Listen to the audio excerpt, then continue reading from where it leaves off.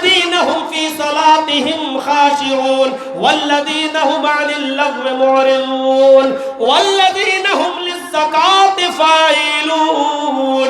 تیسری چیز یہ مومن، یہ تیسرا زینہ ہے ان مومنوں کی کامیابی کا جو مومن بننا چاہتے اور ایمان کے اندر پورے کے پورے داخل ہونا چاہتے اور جنت کے وارث بننا چاہتے.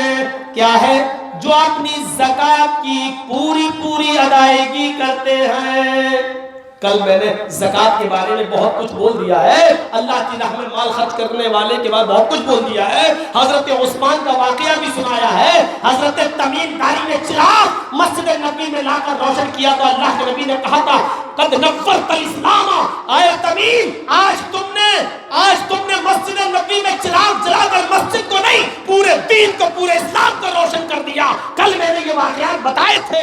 حضرت عثمان کو اللہ کے رسول نے زیادہ اونٹ دینے کے عوض میں یہ بھی کہا تھا کہ آج کے بعد میرا اس عثمان ایک بھی نیکی نہ کرے پھر بھی اللہ اس کو جنت دے کر رہے گا. یہ سارے واقعات میں نے کل بتا دیے.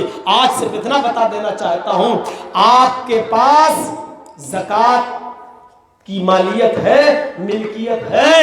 7.5 تولے سونا، تقریباً 25 گرام سونا اگر آپ کے پاس ہے، یا 25 گرام سونا نہیں ہے،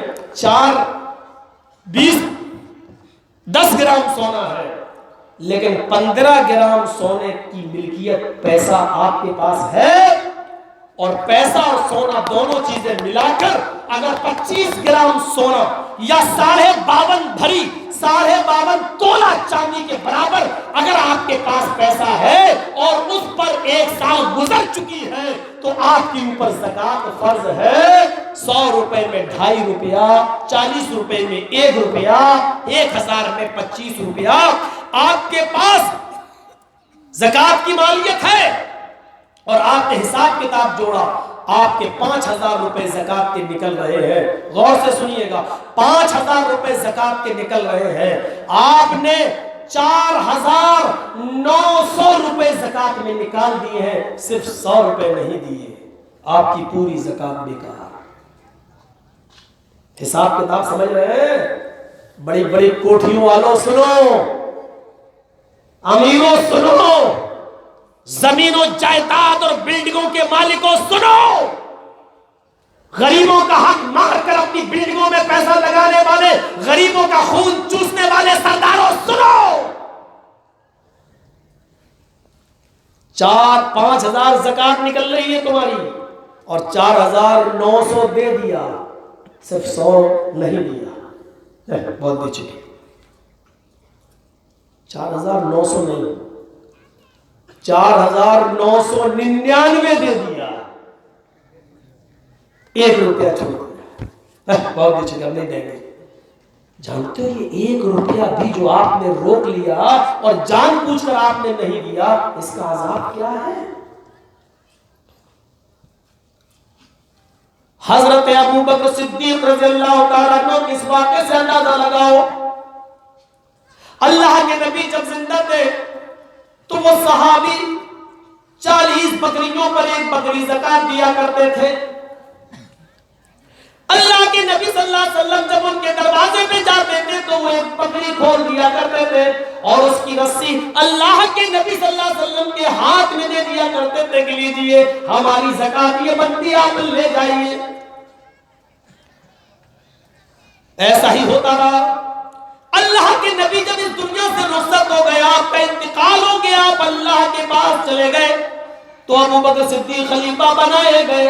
ابو بکر صدیق بھی زکات لینے کے لیے جب اس صحابی کے دروازے پر پہنچے تو صحابی سے کہا ہم اللہ کے نبی کے زمانے میں نبی کے ساتھ آیا کرتے تھے تو تم 1 بکری زکات میں دیتے تھے، آج بھی تمہارے اوپر 1 بکری بنتی ہے، وہی زکات لینے میں آیا ہوں.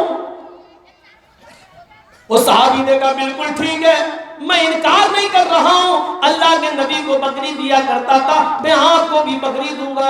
اس صحابی نے بکری کھولی اور لا کر اس کا کان پکڑ کر کھینچ کر لائے اور کہا اے ابو بکر صدیق یہ بکری میں تمہیں دے رہا ہوں، لے لو. حضرت ابو بکر صدیق نے کہا اللہ کے نبی کے زمانے میں تم اس بکری کی رسی کھول کر اس کے ساتھ مجھے دیتے تھے، یعنی بکری کہ رسی مجھے پکڑاتے تھے اور میں رسی پکڑ کر بکری کو لے جایا کرتا تھا، آج تم نے رسی روک لی، صرف بکری مجھے دے رہے ہو۔ اس صحابی نے کہا اللہ کا ابو بکر مجھے رسی کی ضرورت ہے، میں اپنے دوسرے جانور باندھ لوں گا، بکری زکات میں بنتی ہے، بکری لے جائیے۔ ابو بکر صدیق نے کہا میری آنکھوں نے دیکھا ہے اللہ کے رسول رسی سمیت بکری وصول کرتے تھے، اللہ کی قسم اگر تم نے بکری دے دی اور رسی روک لی تب بھی میں تم سے قتال کروں گا، جہاد کروں گا، تمہارے خلاف تلوار نکالنے کا حکم دوں گا، میں تم سے لڑوں گا۔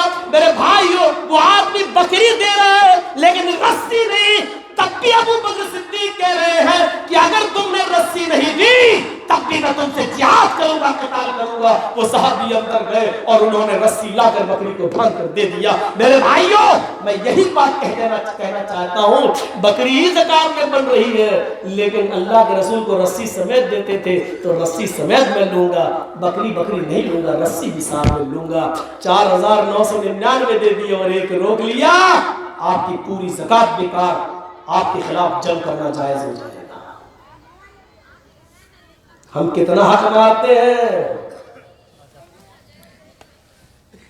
مردوں کی آواز میں سناٹا، کچڑیاں کہاں پکڑے ہیں، یہ دیکھیے صرف عورتوں کی، لیڈیز کی آواز سنائی دے گی، فطرت ہے۔ یہ ایسا ریڈیو ہے کہ اس کا لاکھ تھوتوا بند کرو ہو ہی نہیں سکتا۔ جلسہ سننے آتی کب ہے، تو بیچاری لپسٹک، کریم، پاؤڈر، سینڈل، چپا ایسا ہو گیا، مقصد حل ہو گئے۔ زکات کے بارے میں بس اتنا ہی سمجھ لیجیے، کتنے لوگ ہیں، مولانا ابوالکلام آزاد نے لکھا ہے کہ اگر صرف مسلمان، بھارت کے، ہندوستان کے مسلمان اپنی مال کی پوری زکات اگر دینا شروع کر دیں، جتنی زکات جس پر بنتی ہے اگر مسلمان اپنی مال کی صرف زکات ادا کر دے، غریب اور مسکینوں تک پہنچنا شروع کر دے، تو بھارت کے اندر ایک بھی مسلمان بھیک مانگتا ہوا نظر نہیں آئے گا۔ ٹرینوں اور اسٹیشنوں اور بس اسٹینڈ کے اوپر ایک بھی فقیر، ایک بھی لنگڑا لولا، ایک بھی اپاہج تمہیں بھیک مانگتا ہوا نظر نہیں آئے گا۔ آج یہ لوگ نظر آ رہے ہیں، اس کا مطلب یہ ہے کہ مسلمان اپنے مال کی پوری زکات ادا نہیں کر رہا ہے۔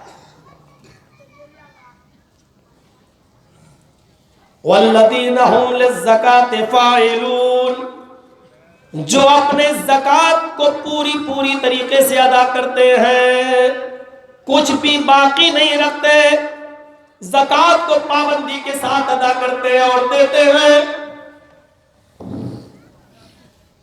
اس کے بعد والا سماجی جرم، والذین هم لفروجہم حافظون، یہ بھی ایک سیڑھی ہے اس مسلمان کے، اس مومن کے کامیاب ہونے کی اور جنت کا وارث بننے کی، کہ جو اپنی شرمگاہوں کی حفاظت کرتے ہیں۔ شرمگاہ کی حفاظت کے دو معنی ہیں، ایک معنی تو یہ ہے کہ کپڑے ڈھنگ کے پہنے جائیں، سطر رکھنا، ناف سے لے کر یہ جو ٹنڈی ہوتی ہے، یہ نابھی جس کو ہم لوگ بولتے ہیں نابھی، یہاں سے لے کر گھٹنے تک، یہاں تک یہ سطر ہے مرد کا۔ اتنا حصہ نابھی سے لے کر گھٹنے تک، اتنا حصہ ایک مرد سے بھی چھپائے گا، یاد رکھیے گا۔ اتنا یہاں سے لے کر یہاں تک اتنا حصہ